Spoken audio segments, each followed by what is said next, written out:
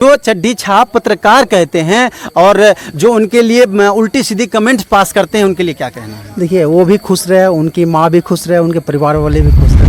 आप यहाँ इतने दूर से चल करके आए हैं, तो क्या आपको डर नहीं लग रहा है अपने आप में? डर तो लगता है भैया, जब आप पत्रकार ही सुरक्षित नहीं है तो हम तो आम नागरिक है, हम कैसे सुरक्षित है। और मनीष कश्यप जो भी आवाज़ उठाएगा उसको सलाखों में डाला जाएगा। करण भैया, अभी जो है हमारे बिहार में जो है कभी पत्रकार को मार दी जाती है तो कभी पुलिस प्रशासन के लोग को मार दी, जो सच्चाई दिखाने का काम करते हैं उनके साथ बड़ा ही जुर्म और अन्याय हो रहा है। दोनों चिराग बुझ चुकी है जी। दो भाई थे, दोनों भाई की हत्या हो चुकी है, हत्या हुई है जी। और हमारा समाज आए इस परिवार को कम से कम गोद उठाए और नीतीश कुमार जी से यही आग्रह करेंगे और सरकार से यही आग्रह करेंगे, क्योंकि ये हत्या हुई है और रिस्पॉन्सिबिलिटी आपकी है जी, क्योंकि आप राजा है। राजा का काम होता है प्रजा की सेवा करना और रक्षा करना। आप रक्षा नहीं कर पाए जी, तो रिस्पॉन्सिबिलिटी आपकी बनती है, कम से कम इस परिवार को गोद ले और इस परिवार को कम से कम एक नौकरी दे दे, ताकि इस परिवार को आर्थिक इसी से कम से कम उभर सके और कभी कोई दिक्कत ना हो। नमस्कार, आप देख रहे हैं यूनियन प्लेटफॉर्म इंडिया न्यूज़ में आपके साथ मोइज खान। हमारी मौजूदगी वही विमल पत्रकार के घर पे हैं। अररिया में जो इतनी बड़ी जो अभी हादसा हुआ, कांड जो हुआ है, गोली मार के उनकी जो हत्या कर दी गई है।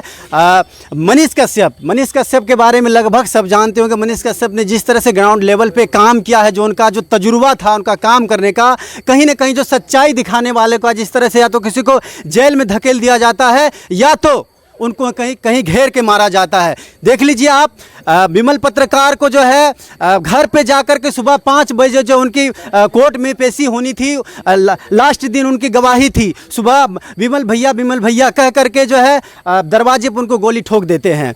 तो यहाँ पे करण कश्यप है, मनीष कश्यप के छोटे भाई हैं, बड़े ही 400 किलोमीटर दूर से चल करके आए हैं।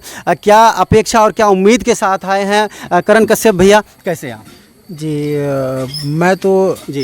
मैं भी बढ़िया नहीं हूँ, क्योंकि मेरा भाई जेल में है जी और मेरी माँ रोती रहती है जी। अब बात करूँ वो विमल भैया की जी, तो इनकी हत्या हो गई है जी। अब तो आ नहीं सकता है, लेकिन हमारा समाज, पत्रकार का समाज इतना आवाज़ उठा दे जे इनकी परिवार की जो इस समय डरी हुई है उसको हौसला मिल जाए और आर्थिक स्थिति से कम उभर सके, क्योंकि दोनों चिराग बुझ चुकी है जी।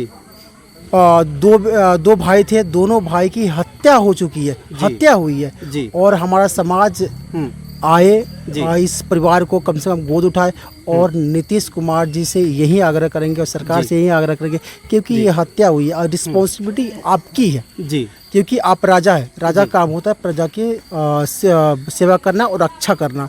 आप रक्षा नहीं कर पाए जी, तो रिस्पॉन्सिबिलिटी आपकी बनती है, कम से कम इस परिवार को गोद ले और इस परिवार को कम से कम एक नौकरी दे दे, ताकि इस परिवार को आर्थिक इसी से कम उभर सके और कभी कोई दिक्कत ना हो। अच्छा करण भैया, अभी जो है मनीष भैया कहीं ना कहीं जो बिहार के ग्राउंड लेवल पे आकर के जो उनका काम करने का तजुर्बा और जो जुनूनियत जो थी सबसे अलग थी, उनको कहीं ना कहीं आज जो है एक बड़ा ही ऑब्जेक्शन लगा है। आज वो कहीं ना कहीं तमिलनाडु से बिहार आए हैं आपके बड़े भाई।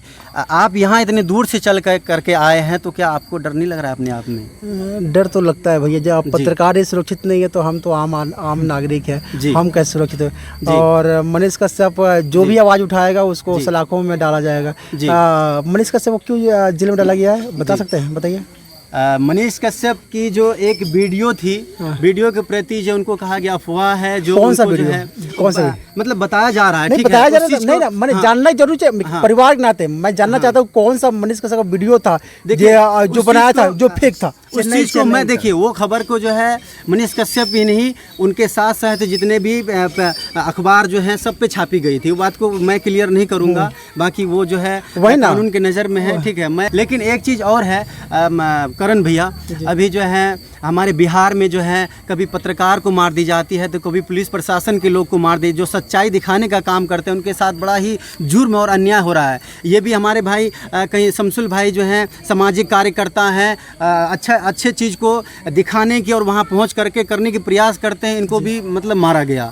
इस पे क्या कहना है आपका? देखिए आजकल कोई सुरक्षित नहीं है। जब मनीष कश्यप को लाने के लिए 4 डेट कोर्ट का ऑर्डर नहीं माना गया, 4 डेट, क्योंकि उनके पास प्रशासन की कमी लग रही थी, कभी व्यूअर के ज़्यादा होने की डर लग रहा था, तो एक मनीष कश्यप सुरक्षित नहीं था, उस प्रशासन सुरक्षित नहीं ला सकती थी। तो हमारी 13 करोड़ की आबादी है, हम भी सुरक्षित नहीं है। और दूसरी बात आती है कि आपने क्वेश्चन किया कि एक समाज सेवा पत्रकार, और सबसे पहले तो आपसे मिल के बहुत खुशी मिली जी, बहुत बहुत धन्यवाद। एक पत्रकार एक सैनिक समान है जी। सैनिक क्या करता है कि देश की रक्षा करता है जी। रात का नींद दिन का चैन गवा के वो देश की रक्षा करता है। और पत्रकार क्या करता है, समाज में जो कुरीतियाँ होती है, जो कमी होती है, चाहे जो गलत हो रही है, उसकी आवाज़ बनता है। गरीब लोग का, दबे कुचले लोगों का आवाज़ बनता है। तो ये भी एक सैनिक समान ही है। एक पत्रकार की हत्या एक सैनिक की हत्या के बराबर ही है। तो हम सभी इनको शहीद का दर्जा दिलाने का भी प्रयास किया जाए, क्योंकि एक पत्रकार के नाते, चाहे एक पत्रकार समूह के नाते मैं ऐसा बोल रहा हूँ।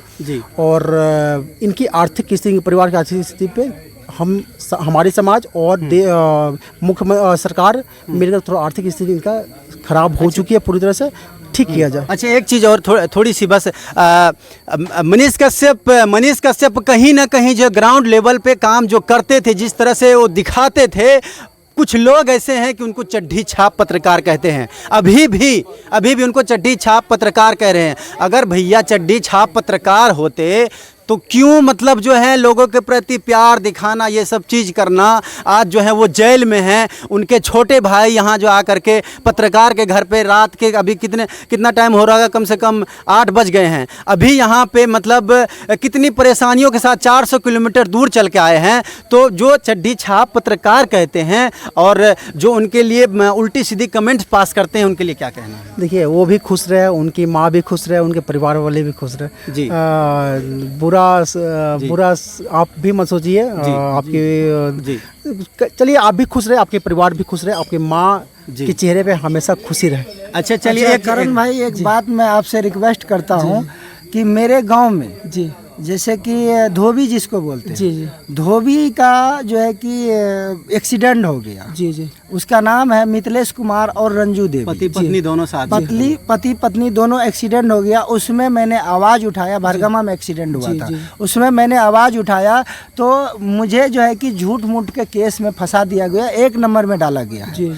ठीक है, तो मैं ये पूछना चाह रहा हूँ करण भाई आपसे, क्या कोई अगर एक्सीडेंट हो जाए, हमारे समाज का है यथा न है, अगर हम समाज सेवक हैं तो क्या वहाँ पे खड़े हो सकते हैं कि नहीं? उनके हक दिलवाने के लिए खड़े हो सकते हैं कि नहीं हो सकते? क्यों नहीं हो सकते हैं? अभी तक जो है मैंने जब हक के लिए उनके लड़ा, मैंने लड़ाई लड़के मैंने जो है कि मतलब प्रयास किया तो 50,000 रुपये मिला, उसके अलावा उनको कुछ नहीं मिला। तो उस पर क्या कहना चाहते हैं? लेकिन देखिए, वो भी एक परिवार है और पति पत्नी की दोनों की हत्या हो चुकी है और 3 बच्चे हैं उनको, रोड एक्सीडेंट हो चुकी है जी। तो उस परिवार के मुखिया क्या कर रहे हैं?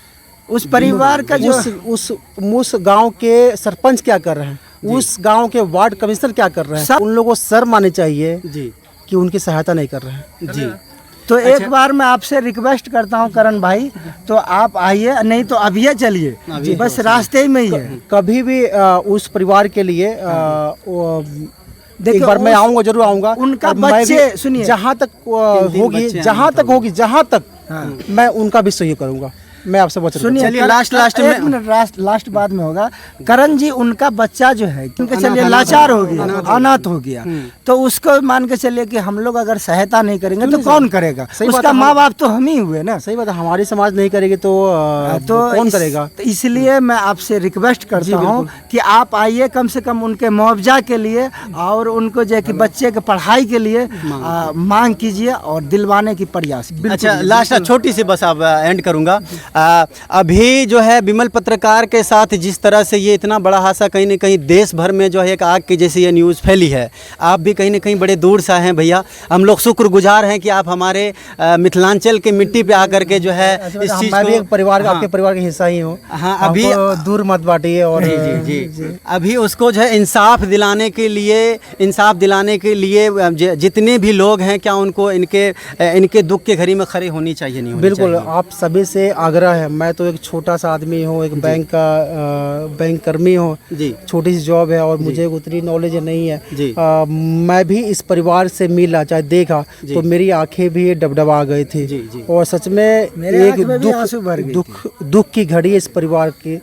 तो प्लीज़ आप लोग आए, सपोर्ट करें, इस परिवार को कम से कम उबारने की कोशिश करें। एक बहन को सपोर्ट करें, एक छोटा सा भाई है उसकी सपोर्ट करें, एक अंकल है जो लाचार है, जो बोलते हैं कि हाँ रोड पे जाने में मुझे डर लगता है, उसकी हेल्प करें। एक जो विधवा हो गई है बहन, उसकी हेल्प करें। तो प्लीज़ आए और इस दुख की घड़ी में आप लोग हेल्प करें, तभी समाज एक समृद्ध समाज बनेगा। जी बिल्कुल। चलिए, हमारे साथ मनीष कश्यप के छोटे भाई करण कश्यप थे और बड़े ही बखूबी उन्होंने अपनी भूमिका निभाई, एक बात कही है, बड़ा ही जो है इस बात पे गौर करनी चाहिए। चलिए, फिर मिलेंगे आपसे किसी न किसी विषय और वस्तु पे, तब तक हमें इजाज़त दीजिए। जय हिंद, जय भारत।